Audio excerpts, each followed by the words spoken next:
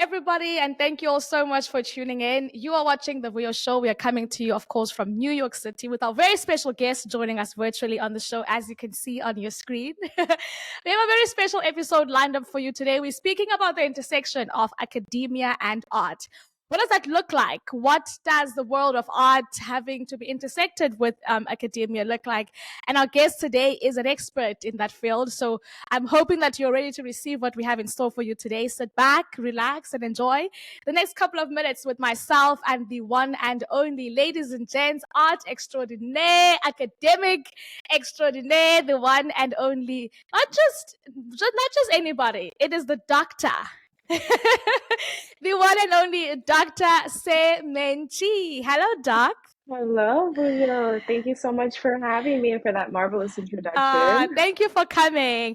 I always wonder when I'm speaking to people who are doctors, how often when people are interacting with them, call them doc. Like, do you get that a lot? Does everyone call you doctor around you? Sometimes not. Semente is just fine. I think once you've said it once, then we're on the same page. Yes. We know I have a PhD. We can just call me Semente after that.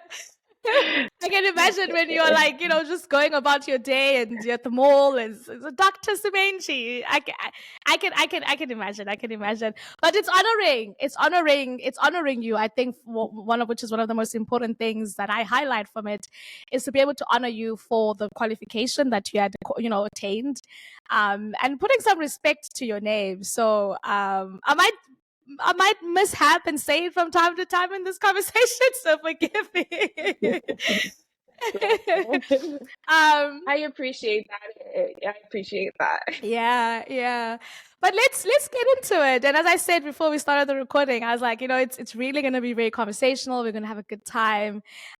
We met a couple of months ago, actually, a couple of months ago in February, at one of the most iconic art festivals in New York City. And you were on stage and you were eloquently well-versed in your articulation, really speaking about art, and help me understand how important the academic element of art is, and then how we should embrace that as well.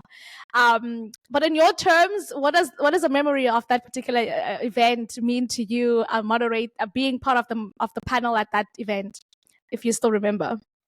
Yeah, I remember. It was phenomenal. It was my birthday weekend, so it's hard to forget. It was incredible, really, to be around such legendary Black artists and curators and just folks involved in the arts. It was wonderful to get to show my work, to make a few sales. And that panel was really wonderful. It was such a great opportunity to talk about art from a few different angles and how education is working in the gallery setting, in the entrepreneurial setting, and also in the academic setting. So it was nice to have all that representation and the diversity of styles of art, right? Like, Blackness is not a monolith. We come from so many different histories and stories, but we intersect and we have commonalities. So to be around all of those diasporic connections, my heart was very happy. It's what I love. And I saw how comfortable you are on stage within this topic. Of course, having a PhD is the most highest esteemed academic qualification, but it felt like you were speaking about it and for it from a passion point of view as well, beyond just it being an academic pursuit. What came first? Was it the academic that came first for you, or the art that followed the academic, or the academic followed the art? What would you say in that regard? That's such a great question. The art came first. The art is foundational. I was an artist as soon as I could hold a pencil, or a pen. It was like one of the only ways to keep me quiet. My mom usually had a piece of paper and pen in her bag when she was in church services, and she would just give me a pen and paper, and I could entertain myself for a really long time. I don't come from a family that is very highly educated. We didn't have the opportunity to be. I'm originally from Brazil, and my parents didn't have the opportunity to pursue like high school or college degrees. They had us, they had, the jobs that they had, and we immigrated to the US when I was 6. Art kept me going through all of those life experiences. It's something I always come back to when I need to think through things or just like recalibrate myself. And they brought us here for an education. So they were like, get an education. And I got the most education that I could, and that was the intention with the PhD, was to really learn as much as possible in the things that interest me and that I value, and fill in as many gaps in my education and my ancestral history of what we know about the world as possible, so that I could make sense of a lot more things in my lifetime, and just try to contribute back Yeah. from that learning. I think what I can take from Mm-hmm. this is that every parent whose child is autistic, they must just carry a pencil and a paper around to keep them calm, because it's Yes, gonna help with. yes. So this is a tip for the. Give them a Give them a notebook. notebook and a pencil, and they'll draw themselves quiet. Yes, Okay, but that's beautiful. yes, That's it beautiful. works. It's just honor. It's just amazing to hear a little bit of the background story, to how it is that you went from having parents who hadn't had an education to you getting the highest form of education that they possibly can be. What about it that what about you made that a possibility? What yes, your parents were encouraging that, but what was happening in your mind that encouraged you from a personal point of view to say, I can get an education even though Yeah, my parents weren't able to receive that? Because I can imagine it takes a whole lot of right. self-belief and a lot of encouragement and self-esteem to be able to break that generational curse that one would say might have hindered those before. What would you say in that sense? Yeah. Yeah. Yeah, aside from their encouragement, I am very curious. I'm a very curious person. I like to learn. I Yeah. also could be settled with a good animal book, or something historic. I'm always interested in learning what happened. I'm very inquisitive. So what came first? Who was there? Who was involved? Like, I wanted to know all of those questions about history. And I think because I was immersed in a few different languages growing up, between Portuguese and then English and Spanish. I was also really interested in words and language and communication. So I kept the images going. I kept the artistic production happening, for myself, but then I was always entrenched in some sort of book. And just learning about the world, and with a few different, schools that gave me like really nice opportunities. One being community prep in Providence, Rhode Island, and then classical high school after that. They were schools that really kind of saw my interest in education and invested in me. I had teachers supporting me, mentors. And then I was able to get a full tuition scholarship to Brandeis University. I was a Martin Luther King Jr. Scholar, which is a scholarship based on political advocacy, which I had been doing a lot of immigration political advocacy in high school. And from there, I was able to like be open to the world of academia and all the options of things you can learn. Like, the K through 12 educational system is quite limited. It doesn't really give you a full perspective of all the scholarship and knowledge that exists. So when I got to Brandeis, I was an international global studies major. I then it found a class actually that was on South Africa and Brazil. So it was combining the two spaces and thinking about the politics and the histories of both. That was my first Black Studies course. I loved it, and then I took more. So I became a double major in Black Studies. I studied, had a minor in women and gender studies, and and Latin American and Latino studies. So women and gender studies, Latin American Latino studies as minors, international global studies and Black studies as majors. So I was trying to get a full scope of myself and an understanding of the world that affects me. How has my lineage and myself been affected by all of these different social, political, economic issues? So I got really deep into those things from a theoretical academic perspective. And it really wasn't until grad school that I brought the art back into the theoretical academic knowledge and combined the two. Nice. And now as you're unpacking it, I'm like, I am now curious, and I understand why you are curious in unpacking those subjects, and because Mm-hmm. I think it's so beautiful when education is sourced from a place of curiosity, because now it's about finding answers that then you can go about and apply into the world, and it just going to study a course to get a job. Do you know what I mean? Like when it comes from a sense of, I'm Right. curious about this topic, I'm curious about this study, I'm curious about this subject and this industry, therefore I'm going to go seek answers about it. I think it's from a beautiful point of Mm-hmm. view, and I'm hoping that, you know, anyone who is watching can see education from that landscape as well. um and when you said there was a history of Brazil in there, I you know, I love it. All the guests that come on the show are from all different parts of the world, and I think you're the first person with Brazilian heritage that's been on the show. So I am, you know, I again would love to know a little bit more about, if you still remember, or if you have been into Brazil ever since you were 6. What is Brazil like? If you were to kind of compare it to New York City or to the US, just to give context to those watching, a bit of background of what Brazil is, what would you Wow, yeah, Brazil is a lot. Brazil is a huge country. So it's very diverse in terms of its environment, like landscapes and such, cities versus country, and also in its people. We have a lot of people from a lot of different ethnic backgrounds. My connection to Brazil in my heritage is from both African and Italian ancestry and potentially indigenous, which is a little unclear. Brazil has a history in which it was colonized by the Portuguese.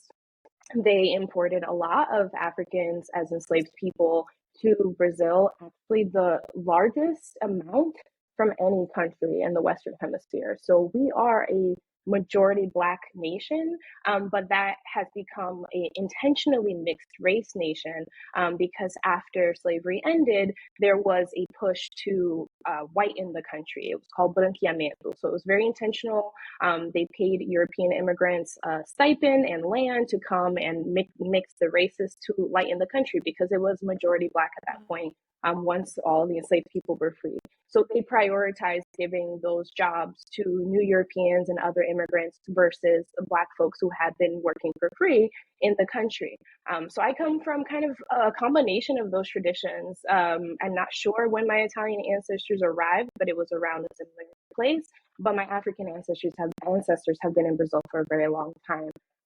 Also coming from farmland and formerly enslaved backgrounds and being born on those like same lands in which they worked. So that brought me a lot of curiosity early on. I find it really interesting when you compare Brazil to a lot of other countries in which colorism and that stratification of race along kind of eliminating Black people through encouraging a very manipulative version of kind of intermingling for the sake of, as opposed to just a natural love for humans, right? So it was government sponsored and it was intentionally a way to eliminate Black people.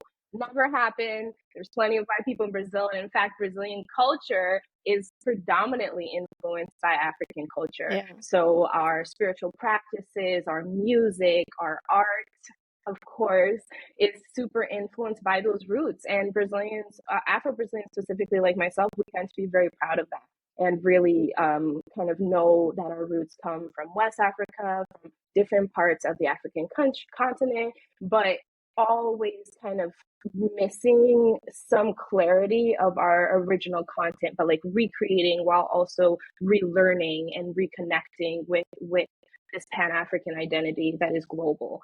So I love that for us. It's a beautiful country where people are very talkative, very like music and Yeah. are oriented. But it's also a country that's been like robbed of so many natural resources and has been intentionally, you know, imperialized after colonization as well. Yeah. So there's a lot of poverty, there's a lot of inequality, and there's a lot of intentionally kind of keeping those class divisions based on race. Wow. And that's how we ended up here. We were running away from poverty and trying to figure out a new solution. But I want to find a bridge between the two, the here with the U.S. and Brazil, and kind of our global Pan-African stories that are very similar, even if they're specific to context. You know. Yeah.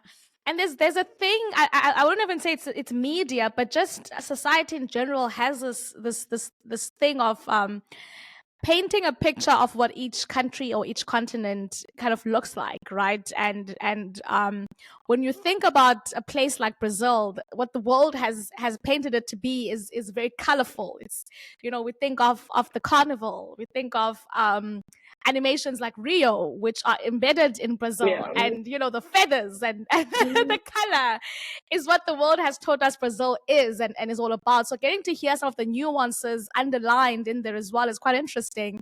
Than just beyond Mhm. what we are showed. Would you say that then art for you was a genetically kind of inspired form of expression?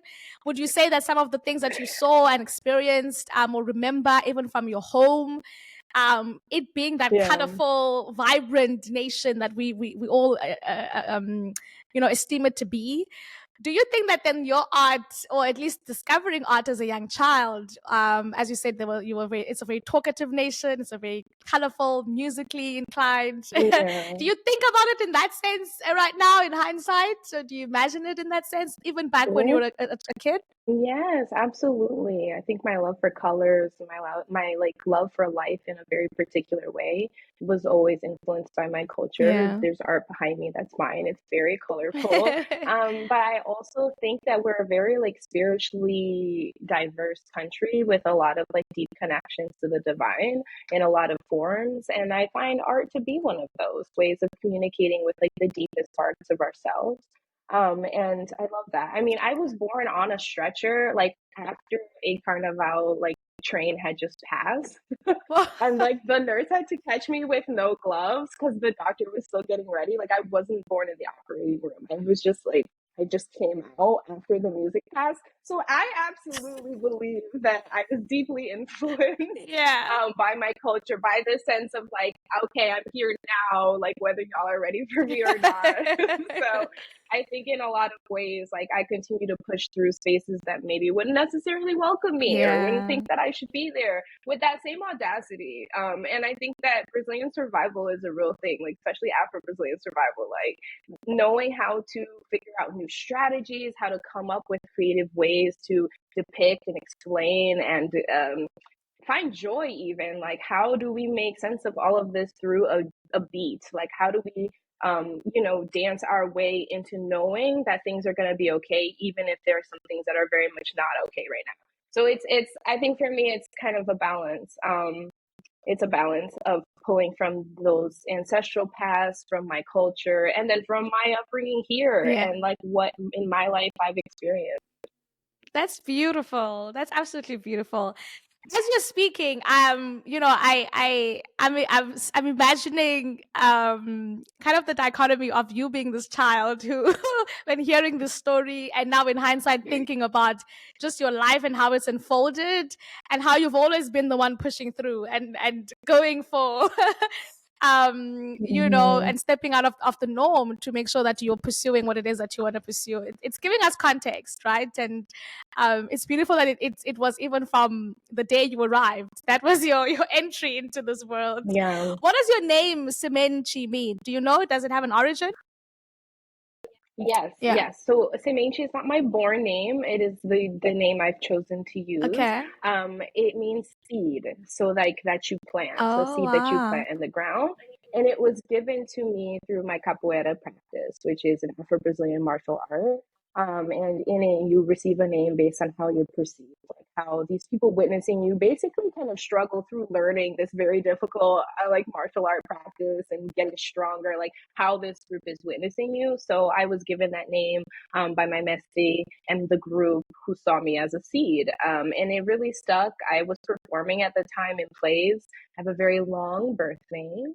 And I wanted something also that was a little bit more discreet, like that kind of takes my entire identity and wraps it up into like one. Yeah. Um, for the sake of protection, right? I was on stage in Texas, which is not the safest place for a queer Black woman, and speaking out a lot. So that was one element. But it was also like this wraps up everything. Like being a seed is very much how I seek to move through spaces, and to be seen that way by a group that was witnessing me it was a big honor. And it's an honor to receive kind of a name within my spiritual tradition, within capoeira, that kind of exemplifies like your walk in life now. Like you have a name that was given to you at birth, and then you have like your walk, you know, as an adult. And so I think it was nice. I liked signing my art off with it. And it stuck. It stuck Yeah. because once I started performing, people were like, "Oh, you're Semente," and I was like, "Oh, you now only know me by this name." So I fantastic. love it. And Seed. it means a lot to me. Yeah, seed. So thanks It's for a very asking. powerful name as well to embody that, and Yeah. every seed that is planted bears out fruits. It bears out, results. So that's it's now getting to understand you from that perspective as well. I'm seeing the Mm-hmm. parallels in that regard.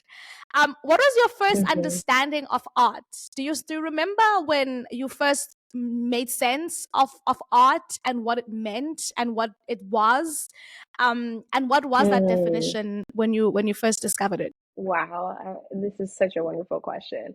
Um, I think that I started with just forms and understanding like if I create this form, I can create a representation of something that exists, right? Like that's how most kids start. Like Yeah. they do a circle or a spiral or like a little flower, and depending on the adult's reaction, like they will change how they feel about their own work. And there's a lot of psychology around like how to interact with small children around their art, and trying not to, not pressuring them too much to define it, but also being open to like whatever they share. So there's all these tools.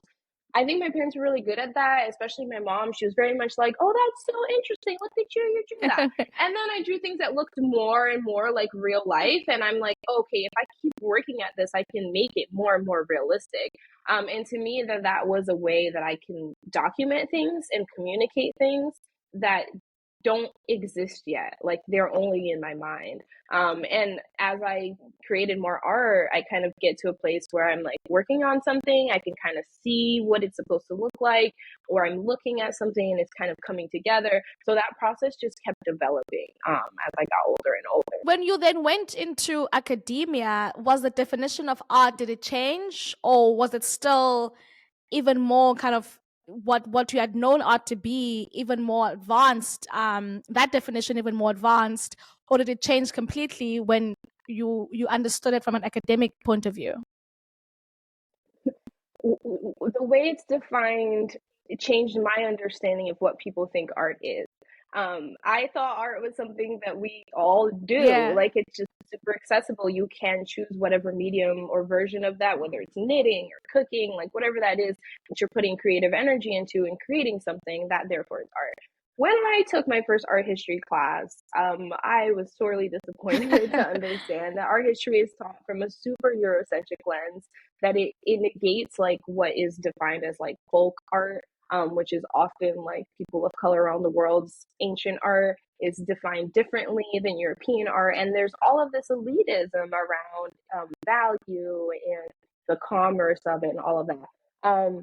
Even in the way that it's taught, it negates so many histories. And so that's why I wasn't an art history major or an art major. You'll notice that I also was exploring my curiosity, but I did need to get a job and be sure I was going to get a job. And my parents said, like, even though you're very talented in art, you probably, can't get a job by just being an artist. Like, because the stereotype around being an artist is that you have to be like The hungry and starving, struggle. like you can never get any money. Yeah, the struggle, which doesn't have to be true, and Yeah. historically isn't true for like white male artists. Sometimes it is, but most often that's who gets the most like financial benefit, even if the ideas weren't fully Yeah. theirs. So that was really difficult to stomach for me. It made me feel like there wasn't exactly an entry point for me. And that is part of why I say I continued making art for myself and to work through things. I got pretty good responses from art teachers when I created things. In fact, I had a high school teacher who like didn't believe I made something that I was sitting right there making in front of her, because it was a remake of a French artist, and she was like, I just don't believe you did that. And I was like, I was right here the whole time. Everyone saw me. Those types of like, why will you not let me in? Why do you think I don't belong in this space when I've been making art for as long as I can remember? Was very strange to me. And I was more interested in Black studies. I was really more interested in hearing what Black scholars had been saying, what the international kind of landscape for these different countries and their kind of benefiting each other, but also like oppressing each other. Like, why is that happening? I was very curious about that, and I was like, I don't even want to fight the art world. I just want to make art when I feel like it, and I don't know what all this is. Yeah. So I'm not inspired. And it really wasn't until grad school when I started showing my work, because people were like coming into my house, hanging out, and they're like, you don't sell this stuff? Like, this stuff is really cool. Like, you should be like, just sell it at a market. And that grew into like gallery shows and doing more professional things with my art, such as the Harlem Fine Art Show. But at first I was just like, I don't want to compete with this. Like, this isn't, I don't even want to compete with anyone. I just want to make art. And if you like it, you buy it. If you don't, then you don't. Now that I've worked in a few different museums, like 4 different museums, I also understand so much of that is like financially motivated, and so much of art history and museum culture is entrenched in white supremacist thought of who is important and whose stories in perspectives matter. Yeah. And that trickles down to who even feels like they can be an art major, an art history major, or who feels like they can pick up a canvas and make anything. So I'm not into that. And I'm very excited for where I am now along that journey. Yeah. But at first I was very bothered. And art in and of itself is one of those elitist, one would say, sports, right? Where only the elite Mm-hmm. play in that sport. And even the people who get to go about creating it confidently so are those who come from those groups and those communities. So I can only imagine, right, that having to have that battle within the mind as well, to have to think about competing in those spaces where there's a lot of elitism involved. You said something earlier Mm-hmm. on about creativity, and then you smoothly added that as creativity and the production of from creativity, then art being produced from that. So would you say Mm-hmm. that anyone who creates something is creating art, or is there a particular finite spacing or like grouping that you say only this qualifies as art, but if you have created anything else that doesn't fall into the category of art but could be considered creativity? I don't know if that question makes sense, but Yeah. yeah, because it's always, you always get to wonder what does fall into the category of art, what types of mediums of expressions fall under art. But you use the word creativity and creating as means of production of art. So how would you go about Mm-hmm. explaining that, and who qualifies to really kind of call themselves part of the art fraternity in at large? I love that you call it a fraternity. It is perceived as this super secret elite club. I don't know how many art people or people in the art world would agree with me, but I believe that art is the product of creativity. It is the product of something that was done through tapping into creative energy. I think that it's more like creativity is something that we all have inherent to us in our human selves. So all humans have inherent creativity. When that creativity is harnessed and focused on, you may create a product, which I believe is art. That is can be very varied. That is from any medium. I really believe art is just a product of engaging with our inherent creativity and doing something with that. It's a very mindful process. It's a meditative process. When you've engaged with that creative energy, you know you have, right? Like, you know that moment of kind of zoning out, chopping a meal, or working on a drawing, or singing, like just allowing the voice to flow, right? Those are moments of creating art. And that's how I feel. And who would you say is a qualifier of art? And I'm asking this question because we spoke earlier on a little bit about elitism, and how that's one of, specifically one would say in visual art, right? And it could be different in other mediums of art, but specifically in the one in which you're dominating, and which is visual arts. who would you say is a qualifier of art? Who decides what is good art? Who decides what is not good art? Who decides what we get to see in our galleries and as world renowned art? How do we go about Mm-hmm. quantifying what good art is, as you're saying, if it's from a point of creativity or is a product of creativity, then who gets to decide what is good creativity when it's internally from whoever is creating it? I believe the audience is the Yeah. qualifier. And the audience can be a curator, which is an overwhelmingly underrepresented field that is majority white, and needs to be diversified. I'm the curator of education and public programs at the Davis Museum, and looking around at many museums, like the curatorial field is so exclusive and difficult to enter, and really isn't doing a great job of making sure that there is a full range of representation within that field. That's just one audience. That's just one type of audience. Like, art is an expression that can be witnessed and spoken to, like it can speak to anybody.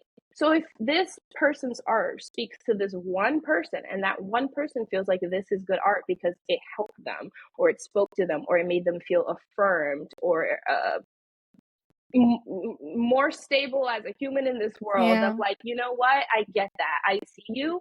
Once anybody likes your work, that art is good for them. I don't, I think that question gets asked a lot, and it's a very, like, it can be a very controversial question. And to me, it's just like, if you have an audience and your audience thinks your art is good, then you know who your audience is. So continue making art and continue broadening that audience, because that is who appreciates your work. And if that audience is disempowered for whatever reason to have a voice, then help them be empowered to understand that their perspective on this matters, Yeah. and that they can be art collectors even if they bought it for $20. Like, that art collecting is also not something that you have to be very wealthy to do. But every original work of art that you purchase, if that artist becomes bigger, in which most artists, if they continue making work, will grow, if their art is entered into a museum or any other institution, the value immediately goes up. So every piece of work that you have from an artist who's growing is valued up and up. So all you're doing is holding on to this object and it is growing in value. That is business. That is creating economy. That's creating wealth. And that is a part of art that folks don't want the majority to know, Yeah. is that it is actually a producer of wealth. It is currency. So if you appreciate it, if you want to buy, if you want to support someone within their journey, it doesn't matter how small the work of art is, especially if it's an original or exclusive print. You purchasing that work is going to value up, and you're going to benefit, and they're going to benefit. Art is an economy. I absolutely love that. And you mentioned the word curator, which maybe those who might be watching might not be familiar with that particular terminology or that title. What is a curator in the world of visual arts? What is a role in the overall ecosystem of the industry? Because I've heard that term quite often, and it seems like those are very important individuals. So if you can explain that to us. Yeah. So the Latin kind of background of the word curator just means to take care of or to care for. So a curator is someone who cares for the objects. Ideally, this person also cares for the humans where this object comes from. But historically, that hasn't always been the case. So there is a push in present day to do more provenance, which is the research of knowing the history of an object. Who bought it? Where did it come from? How was it acquired? That is a field that unfortunately was not invested in the past. And it was a way that allowed kind of dominant countries to take cultural artifacts from a lot of places without being checked. And now a lot of museums have these objects, right? So provenance is doing that history. The curators are intended to take care of, to display, to help educate folks about these objects and the people that they belong to and the histories that they're connected to. It also connects to kind of, that word connects to all disciplines. So the science behind an object's materials, or trying to uncover layers of paint to understand how old the painting is. like that branches into the science field. And there's a lot of crossover across. So a curator is taking care of the object, but the job can look very different. It can span to, become working into conservation. If you become a conservator, it can span into teaching like I do and planning programs around the art and helping people to connect with the art, or really just writing labels, displaying the work, right? When you go into a museum, it usually feels very sterile and empty and just the objects are there, and folks don't always know all the people and all the roles that go into making that happen. But then also there are these labels that like tell you the information, right, about the object. Curators usually write those, and it makes it seem sometimes as though that is the end all be all answer and everything you need to know about the object. It's not. We all come from global histories, so you might know something about that object that's not on the label, right? So while their role is to take care of objects, to represent them, it's also just one role. It is a very important role, but it's also a role that has been sometimes given too much importance, and then isn't always in conversation with the community members who also might have something to say about those objects too. Yeah. I guess it really is the person in the middle between the art, the artist, and the audience, and kind of brings those Yes, individuals together. Would you say that the art industry, being an artist, being in any part of the ecosystem of art, is a profitable or a sustainable career option? Having been on both sides at this point of being in the academic sphere as well as being an artist yourself, or even the other elements of the ecosystem, the gallerists, the curators, etc. Collectively, would you say to anyone who might be in consideration of this industry, it is a profitable or a seasonally profitable or entirely a sustainable career, would you say? Ooh, it varies. Yeah. It varies pretty widely, right? Being an artist independently requires a lot of sponsorship. It's actually a lot more expensive than people realize. The travel, the materials, bringing things to show, taking care of your work after it's been created. There's a lot of expense, right? So independently being an artist is actually not something that I am financially capable of doing at this time either. But I love education. So me being able to do both and to have this very hefty educational background to also be able to do the educating component as opposed to just the making is what is allowing me to sustain myself within this field, Yeah. right? And I have gigs, I'll do consulting, I do a lot of different, workshops for all ages. So I have a lot of kind of additional streams of income. The seasons do vary, but those come in and those are really great ways that I keep sustaining myself. Holistically, the field as a whole, it's going to depend what position you have, what type of space you're working in, whether it's a very wealthy gallery or a kind of nonprofit museum that is like dependent on grants, or is it dependent on private funding, and therefore like how often is that money coming in? That's going to vary. I do believe that those fields are growing in some ways. Like I was mentioning, provenance is growing, conservation is growing, which is like caring for the objects. Educational field of what we can do in museums in terms of like the curricular connections that you can really make with the art, that's growing. And being an artist is also kind of a field that has grants you can apply for. It's got kind of ongoing funding that you can have to kind of stay ready to always enter, but it's difficult. It is difficult. I encourage anyone to pursue their passions and find ways to do it strategically, right? Like grad school was very expensive. I worked several jobs and I found jobs that mattered to me. Like I was an after school sculpture teacher. I worked at this thrift store that helped the community by giving away different resources to folks who need it.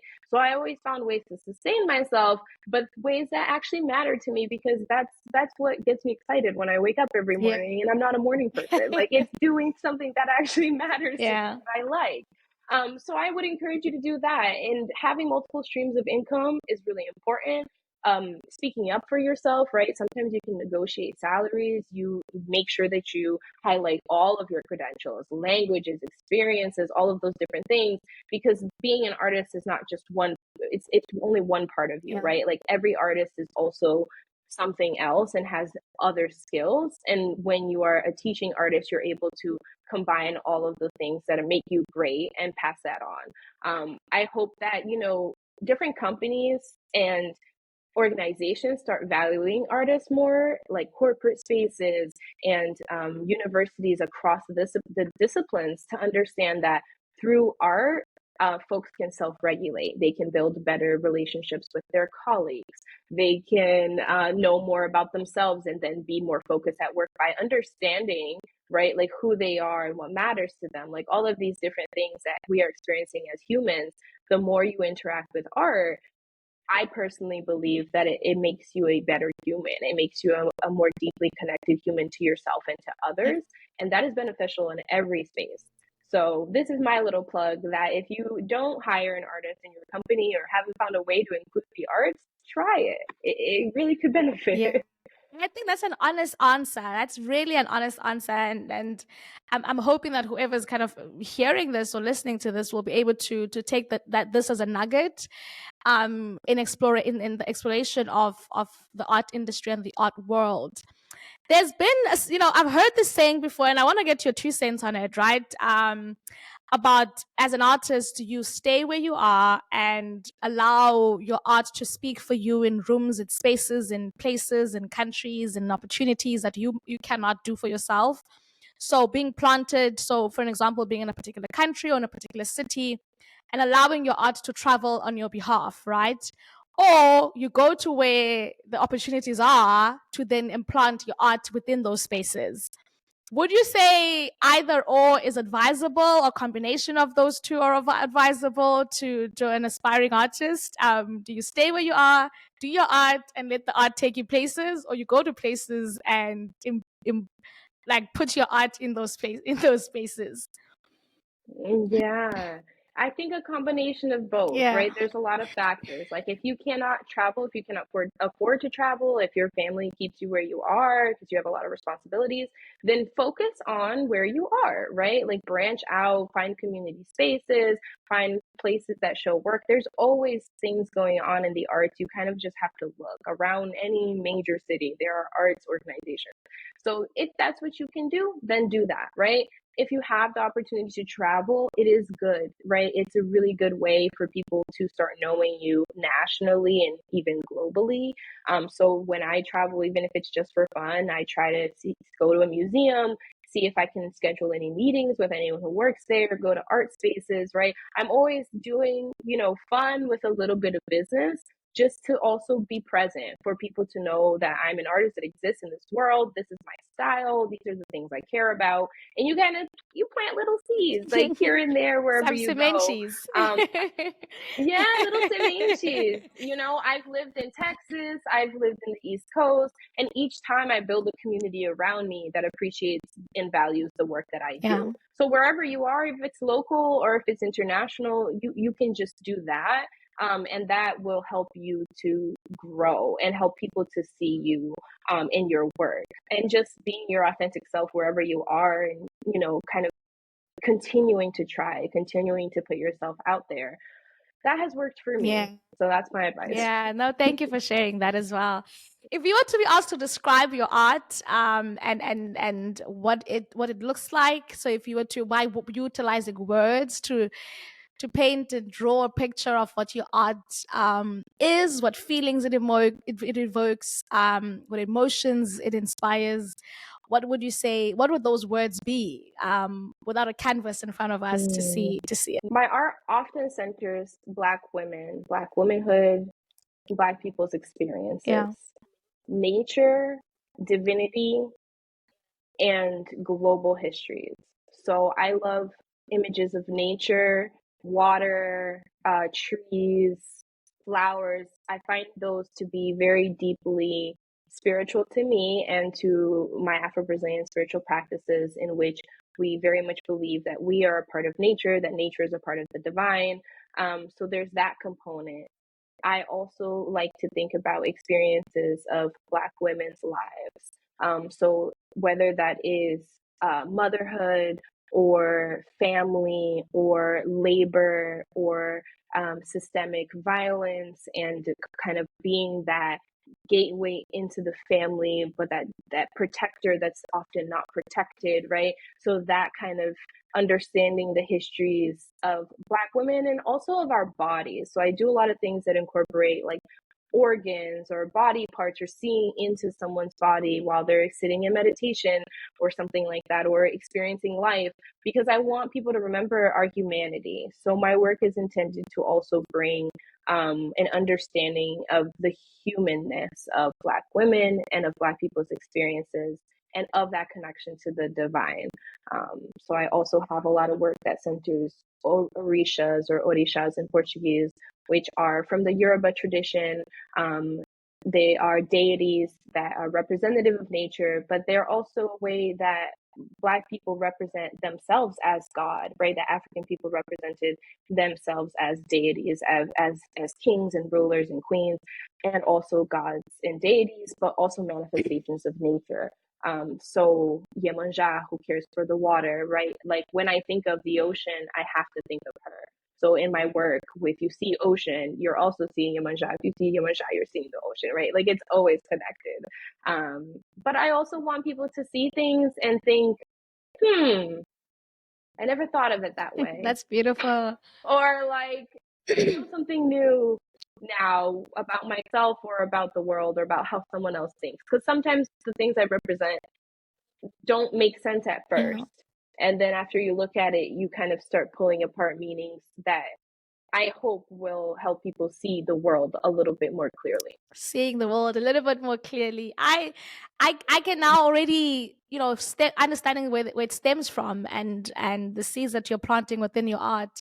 When you're creating your art, do you have a particular practice? Do you have a place that you're only inspired when you go to a particular place, or a time of the day, or a season of it's either spring, summer? What way and where do you go to be at your best, to be able to go about and create your art?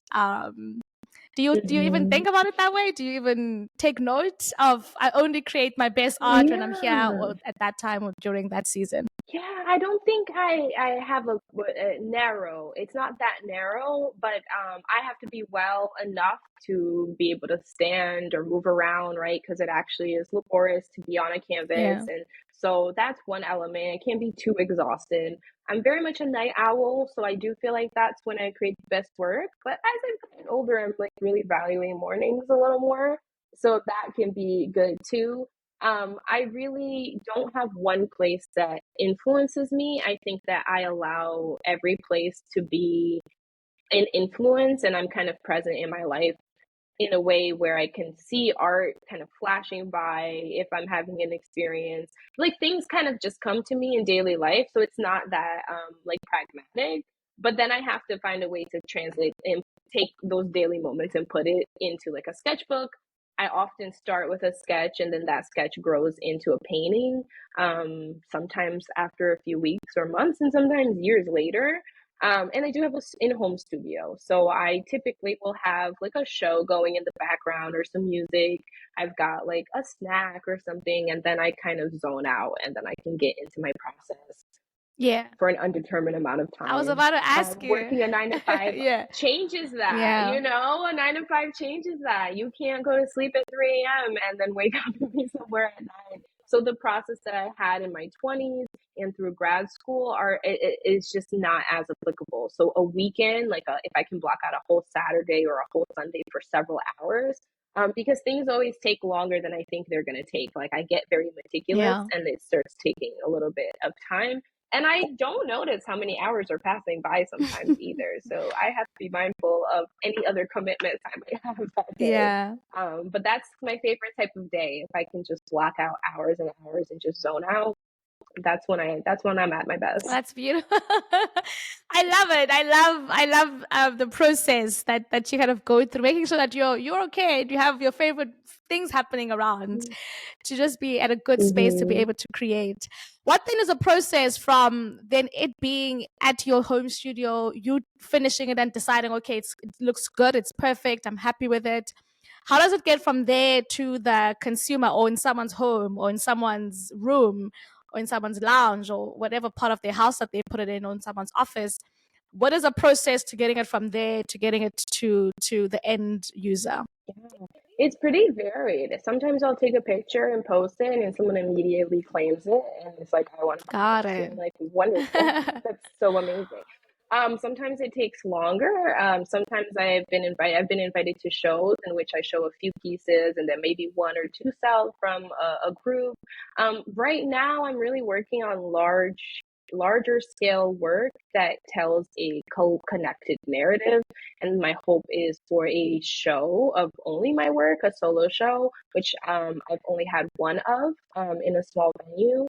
So I'm hoping to have like larger pieces that are really telling these like connected stories, focusing on like Black spirituality, divinity, and also just like the past, the present, and the future interconnected. And I don't know who'll want it in their home. Like, you never know. You really don't. It's been markets. It's been just kind of someone coming into my home and saying, "Oh, I really want that." It's been really varied. Right now, I'm in a place of trying to hold on to the larger works because I really want them to talk to each other at least once in the same room. And that's going to take a little while. The smaller pieces, they just kind of float away when the right person comes along. And that's nice for me because often the small pieces are just kind of me working through Yeah. something. And then when it resonates with someone, I'm like, what wonderful, perfect. Like, the fact that you see something in this that makes you want it makes me want to sell it to you. Nice, nice. So it's time for it to go. Yeah. Yeah. And how do you attach value to an item? Do you consider the materials that have been put in? Do you consider your time? Like, how do you effectively make sure that an item that you've created is properly and rightfully valued and priced? What variables do you say? And this could be for also someone who might be watching and is unsure of what value to put into their items. So what process do you go through into ensuring that it's effectively and rightfully priced? Yeah, I haven't always been great about that, and most artists are not, especially early on. I'm like selling my work for Mm, pennies, and I've had folks come into my life and they're like, "That is not enough money. You cannot do that." I have now understood that you're supposed to kind of calculate hours, like how much do you want to be paid per hour? How much did these, and how many hours did this take you to make? And then how much did these materials cost? And then you add that, and that sum plus any profit you want to make, if you did want to kind of do that, is the amount that you're supposed to price a piece for. So for my larger pieces, I've been better at that. For my smaller pieces, I sometimes attribute value differently if I really want the person to have the piece, which I don't think the business folks would advise. But for me, it's also, I want my community members to have these pieces so that they are valued up in the future. And I'm happy you're willing to make an investment. So I want you to have this for the price that you can afford to have it for, so that when my work grows and this value increases, you're benefiting from that. So I have done that as well. But the larger pieces, I'm really holding on to that calculation of hours, material. This is what it yeah, costs. and the additional profit on top of that, because we gotta, Yeah. we gotta make sure that you're compensated effectively, and for the work that you're doing, the creativity that you're sourcing from needs to be valued in that sense as well. And now, where you are right now, from an academic landscape, are you gonna get any more degrees, any more PhDs, or have you decided, You what, I'm good? know, you You never never know, know. you Yeah. never know. I'm interested in a potential, art therapist degree, something that really solidifies my practice into the kind of public health field. I've also always been like, what if I become a lawyer? And what kind of law specifically? It would matter to me that it's still relevant to what I'm doing. So there is law that has to do with artists and protecting their work and getting them paid, like as you mentioned, or law in the social justice field. But for right now, right, like I finished a PhD under 30, Wow, I can chill. that's amazing. So I'm giving myself, it is, and that was the goal, and I'm proud of myself. So I'm also letting myself kind of sit with that, do the work that I can do with this. And if I find that I need another degree to do what I want to be doing, I love school. I'll go back for it. One of the very few people I've heard say that I love school. Because I know. but again, But back to our initial comment in the beginning when we said education from a standpoint of curiosity, and not just it being a degree, but being curious about particular topics and particular notions and wanting to then explore that curiosity. So I could understand why another one and another one and another one could make sense, right? And right. Yeah. what role are you currently playing at the moment? You mentioned you do some consulting and etc. So what are you currently doing now with the degree that you have, with the PhD qualification that you have? What kind of fields and avenues can one take when they've gone that far with their education in the art space? Yes. So, with a PhD, you're kind of geared towards the academic world. So, whether it's as a professor or as a curator in a museum or a researcher of some kind. So, those are always options. I've taught classes at the college level, and have syllabi that I've developed that I can kind of come back to. I am developing like Black feminist theory and museum education syllabus right now that I'm really excited about, and just kind of like intro to Black studies or women and gender studies, art history from an African diasporic perspective. Those are all courses that I'm well equipped to teach, as well as like Spanish and Portuguese, or performance classes. I've taught all of those. And then in the curatorial field, right, like kind of either as an educator, which I am, a curator of education and public programs, so organizing events and bringing in students, K through 12 audiences, developing educational materials that focus on the art in our collection, but kind of teach students what they need to be learning at their grade level. Working with professors to connect their classes to art, etc. And then for consulting, I do art workshops for all ages. So these are typically mindfulness workshops that help folks kind of connect with some topic or some theme that they're needing to. It can be kind of based around community building or working with colleagues or a group, any kind of group that wants to get to know each other better, to work on their dynamics with one another, something like that. It can also just be a group that just enjoys art and wants to get together and make something. You don't have to be artists, but just wanting to work through it. I work with my partner, who is a professor at Yale in the School of Public Health, and we are currently working on a paper on art and mental wellness. So thinking about that public health field and what does art do for wellness, specifically around Black women's mental health. So we also have worked with a group of women. She continues to work with this group, and I will continue to do workshops. I brought them into the museum, where it's a group of women who have been impacted by incarceration. So I'm very interested in that dynamic as well, like youth who are kind of struggling in some regard in life, or folks who have been incarcerated, like using art as a way to really process those themes in a safe space or a safe enough space to kind of allow colors, textures, forms to become a way to release experiences. So those are my workshops. I also work with kids and connecting kids to different themes in their creativity, and consulting around kind of DEIA, Black studies, women and gender studies, right? Like consulting around anything like course development or understanding like how is your organization, like kind of evaluating how is your organization going around all of like working around all of these different groups of people, like how are you engaging with the entire collective. I'm very interested in taking those kind of histories of society and helping people apply it to a better future. So my role is kind of like taking all this knowledge that's in my head and helping people from all different walks to facilitate spaces where we can do better as humans and where we can create and dream up new futures. And to me, engaging with that creative energy, that's kind of just a part of the process, because when we engage with creative energy, we can imagine new possibilities.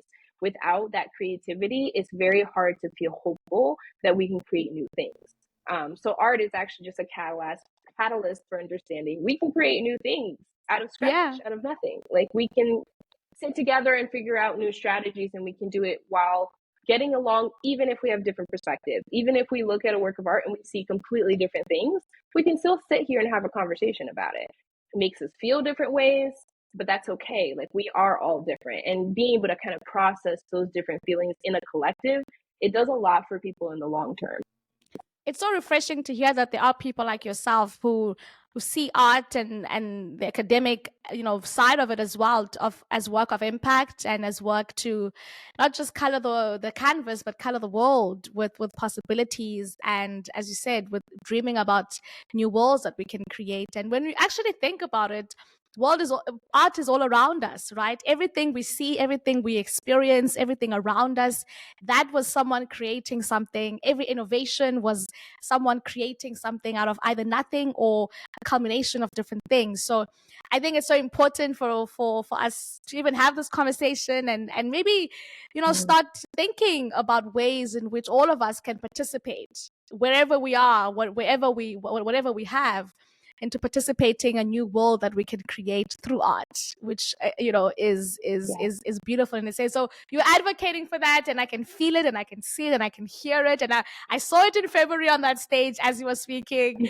and I'm seeing it even more today in this conversation. So I am so inspired. I hope everyone at home who's been listening and watching and being part of this conversation with us has learned something. I know that you're a very busy doctor, so I'm not going to take any much more of your time. But I do, would like for you to just share some words before we say goodbye to anyone who is in that debate within themselves about their contribution in the world of art, about their contribution in the creative space as well, and even academically as well. What would you say to them if there is seeds of doubt and contemplation about whether one could make it and play their part in adding to the holistic world of art in general? Yeah, I would say trust yourself and trust your process. We are all here on this planet for a reason. We all have a purpose.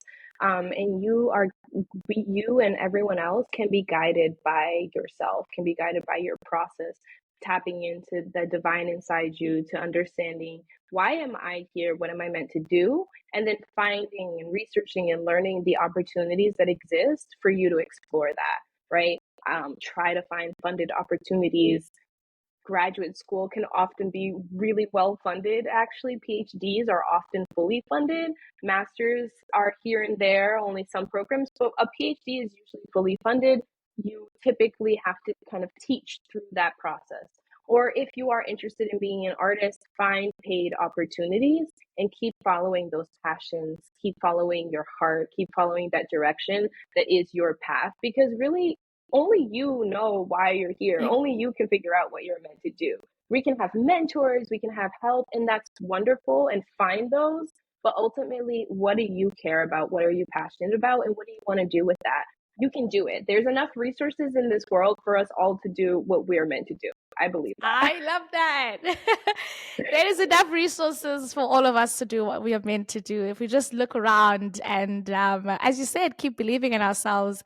This has been so amazing. Oh my God, I'm so excited. I am so encouraged, and it's been great having to chat to you and know you a little bit better. And understand your journey as well, a little bit better as well. If you were to teach me anything in Portuguese before I say goodbye, how do I say thank you for tuning in Portuguese? Obrigada is thank you. So obrigada, por yeah, assistir. Okay, one more time. Assistir. Obrigada, Obrigada por assistir. assistir. Obrigada por thank you for assistir. All right. Let me do the closing link and put that in there. I hope I remember it. But thank you so much for joining, Dr. Semente, and obrigada por assistir to you at home. that you learned so much from this episode. We hope that you are going to be inspired to go and paint the world around you and paint the possibilities of what you want to see around you and tap into your creativity to create the art that the world needs and it's inside of you. A big thank you to Dr. Semente, a big thank you to you at home. And I hope that you're going to be back with us again on the Vuyo Show on yet another episode where we have unique conversations with interesting and inspiring individuals like our guest today. For myself and the one and only Dr. Semente, ladies and gents, it's goodbye and have a fantastic one. We'll see you on the next episode. Cheers for now.